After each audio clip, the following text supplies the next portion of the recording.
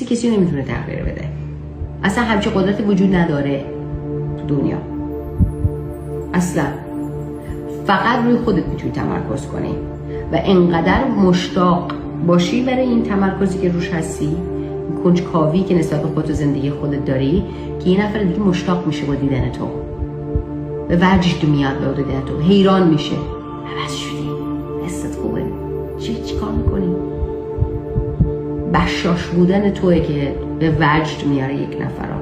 اصلا نمیتونی کسی رو تغییر بدی. نمونه خدایی که میخوای توی زندگی باشی باید به جهان هستی نشون بدی، بگی این هم هست، این نوع بخشندگی هم هست، این نوع اشتیاق هم هست، این نوع کیمیاگری هم هست.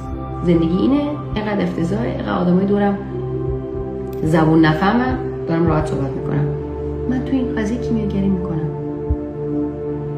لیمو بهم دادن، کیک شکلاتی درست میکنم، چون شیمی میفهمم، کیمیاگری میفهمم. این کار منه. همش روی خوده، همش روی خوده. یه کلامت با قلبت هم با اون یه دست، یه مثلث خیلی صاف صادق. همین هدف اینه، کلامت و قلبت هم با عالم بالا، هرچی که اسمشه، با هوشمندی، با منبع، با خدا، با هرچی که شما اسمش روزه، یه دست، یه مثلث عاشقانه درست. هدف اینه، کار دیگه نمیخواد بکنید، اصلا چیز دیگه این نیست که انجام بدید.